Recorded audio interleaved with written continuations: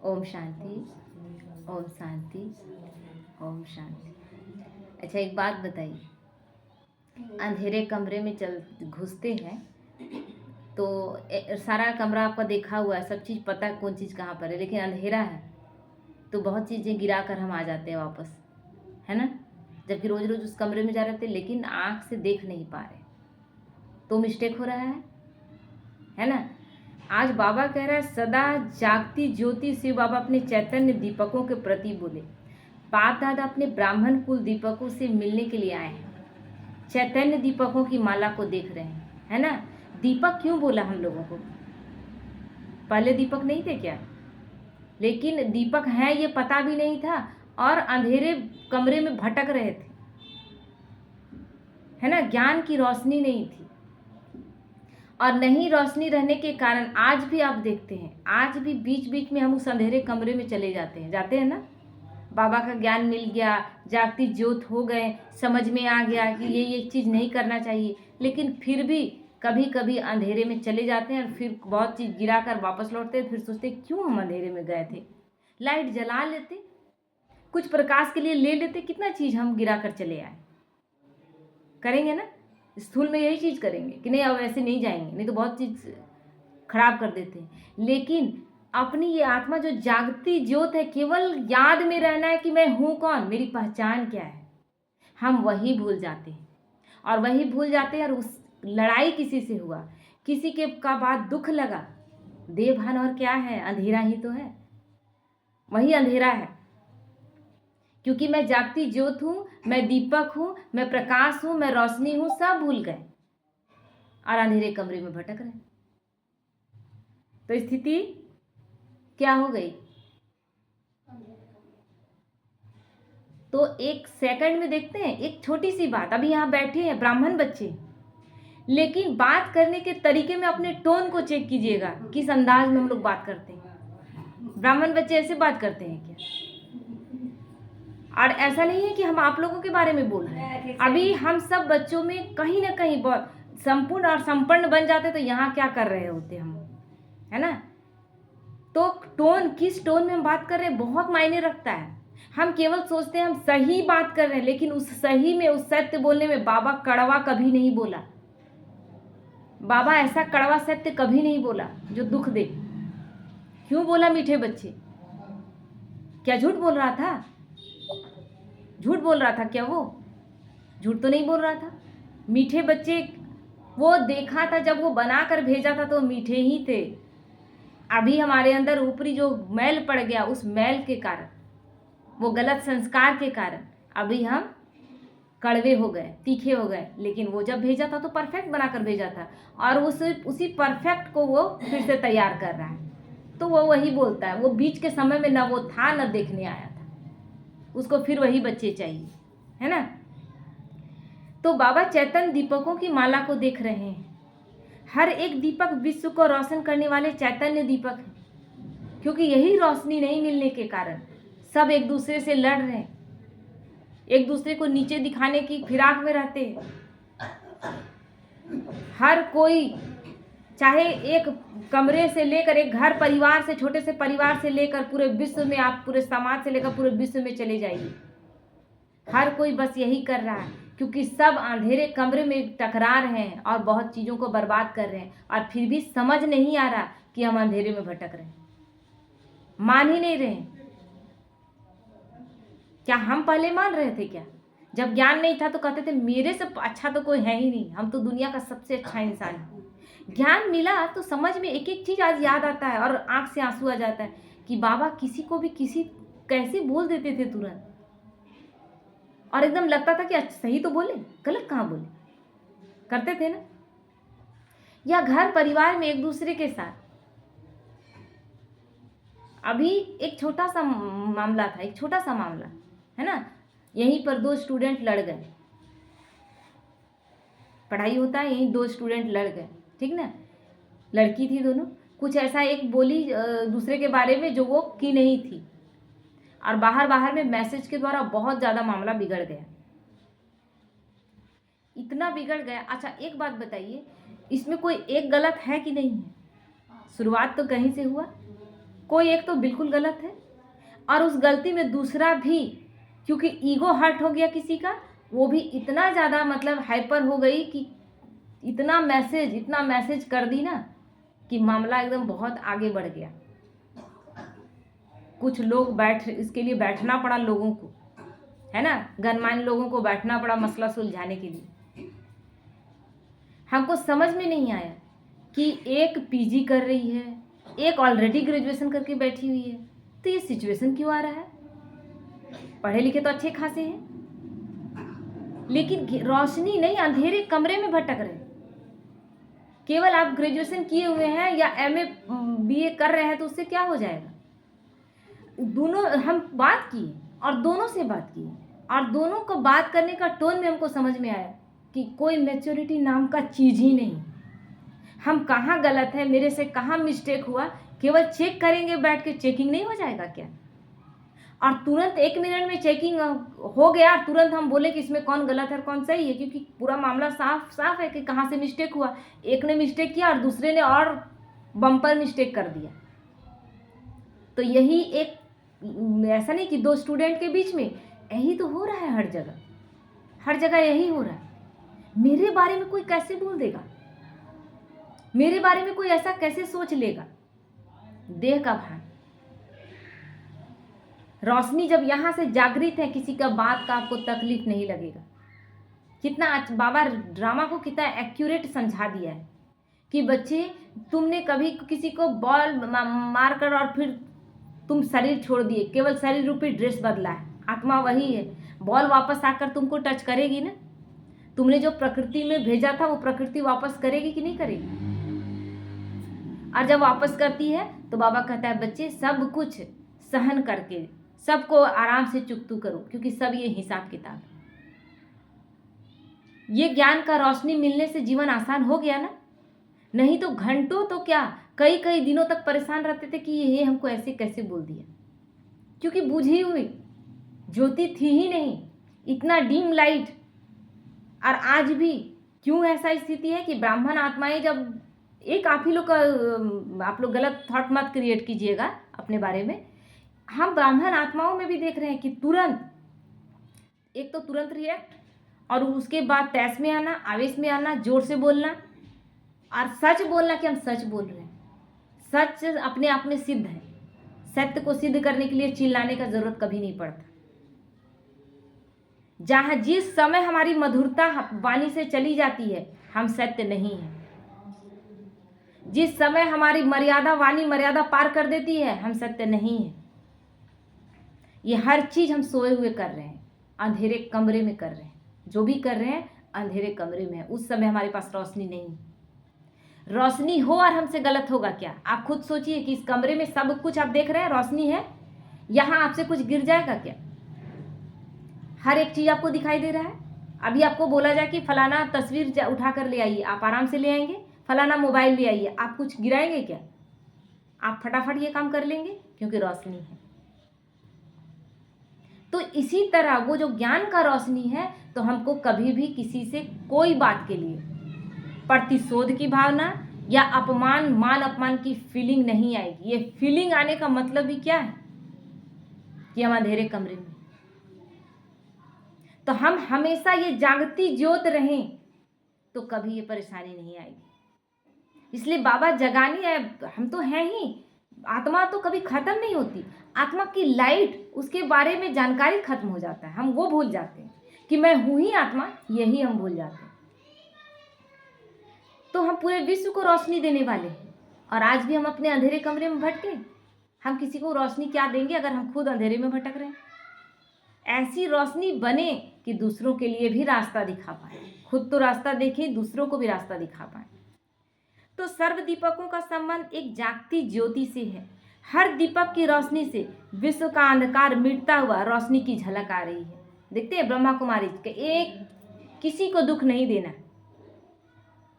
एक बहन का सुन रहे थे, कोई सन्यासी, देखिए किस तरह प्रत्यक्षता हम भगवान को करते हैं।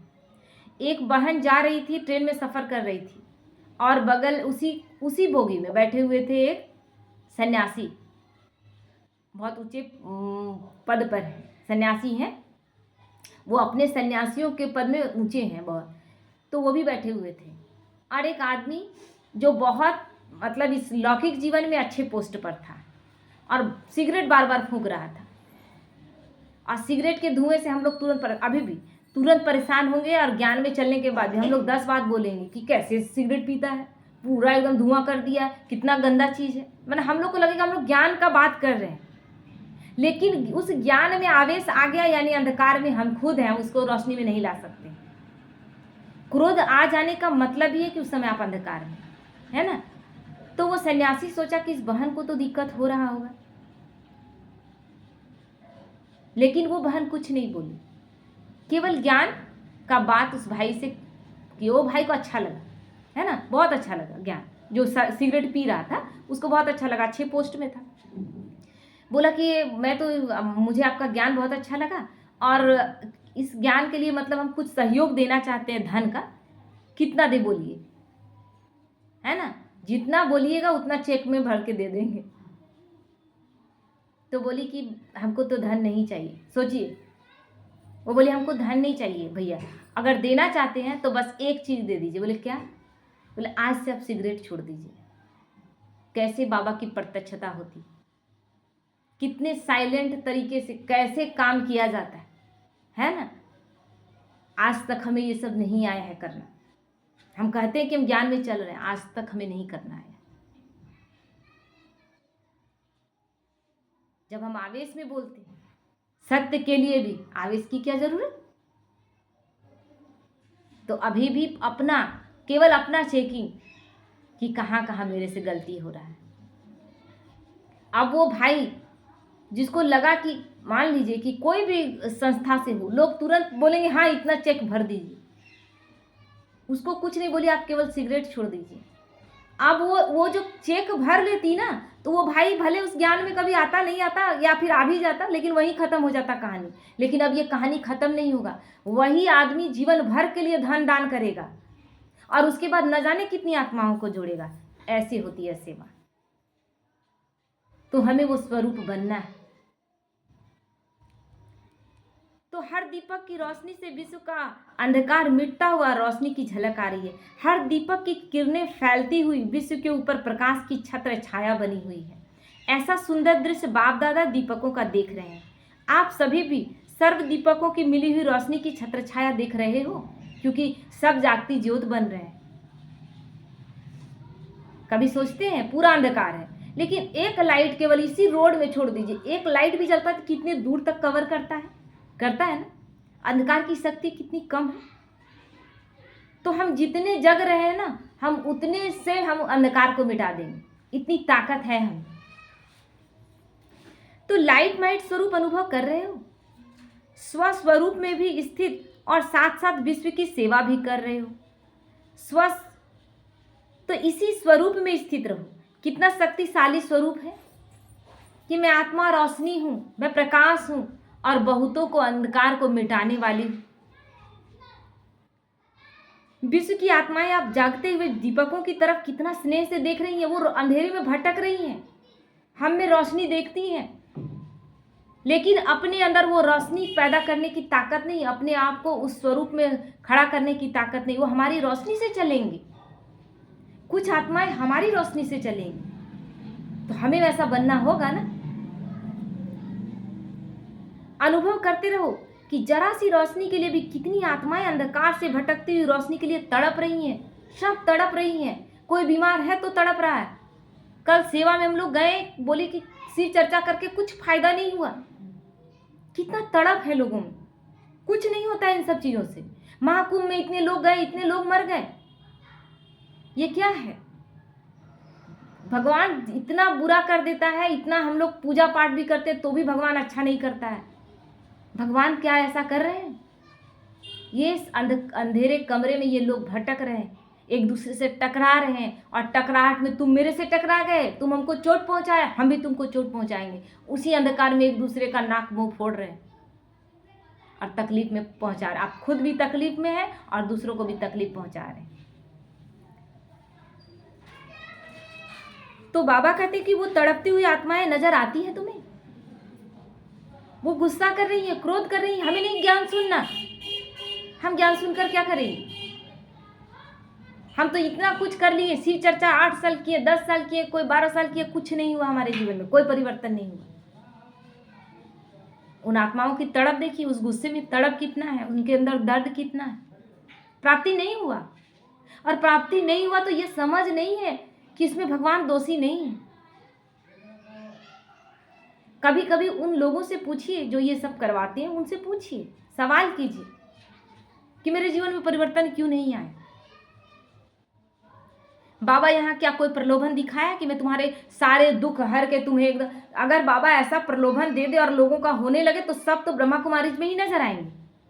लेकिन भगवान ने हमें गीता का एक पाठ पक्का करा दिया कि सुख में, दुख में, हानि में, लाभ में, कैसी भी परिस्थिति में अचल अडोल एक रस अवस्था, हर स्थिति में, निंदा में, स्तुति में, हर स्थिति में एक समान स्थिति। भगवान ने हमें कोई प्रलोभन नहीं दिया। लेकिन वहां दुखी क्यों है? क्योंकि वहां प्रलोभन दिया गया, ऐसा कीजिए आपके साथ ऐसा हो जाएगा। तो यहाँ कोई झूठा ज्ञान तो है, एकदम सच्चा ज्ञान। और ज्ञान है क्या? हम बोले कि ठीक है शिव चर्चा को आप लोग दोष दे रहे हैं ना, तो शिव चर्चा भी आप लोग कर रहे हैं, क्या शिव चर्चा हो रहा है? आप लोग तो 4-5 गाने गाकर चले आते। चर्चा का मतलब होता है गुरु जो ज्ञान दे। शिव अगर गुरु है तो ज्ञान दिए होंगे ना, और उस ज्ञान से रोशनी मिला होगा, और उस रोशनी में हमने सदगति पाई होगी। लेकिन ऐसा कुछ भी नहीं, बस हम शिष्या बन गए हैं, हम कर रहे हैं, किसी के जीवन में सुख है, किसी के जीवन में नहीं, और उसी में उलझे हुए कि किसी को प्राप्ति करा रहा है भगवान और किसी को नहीं करा रहा है, यहाँ भी भगवान दोषी है। अच्छा, भगवान ऐसा क्यों करेगा? एक को प्राप्ति कराएगा, एक को नहीं कराएगा। तो यहाँ पर कर्मों का ज्ञान देने से हम लोगों को एक चीज क्लियर हो गया कि भगवान कहीं दोषी नहीं। हमने जैसा कर्म किया है वैसा फल हम भोग रहे हैं। जो अच्छा कर्म करके आए थे उनके जीवन में सब कुछ अच्छा हो रहा है, जो बुरा कर्म करके आए थे उनके जीवन में बुरा हो रहा है। लेकिन भगवान उस सब चीज़ों से भी हमें छुड़ा लेता है कि बच्चे अब अच्छा कर्म करो। बुरा करके आए थे, अभी तक बहुत बुरा हुआ, लेकिन अब जान गए तो अब श्रेष्ठ कर्म करना शुरू करो। तो जब जागो तब सवेरा, है ना। एक कहानी पढ़ रहे थे, एक गांव में एक आदमी गया तो बगल में स्मशान था तो स्मशान में देखा कि सबका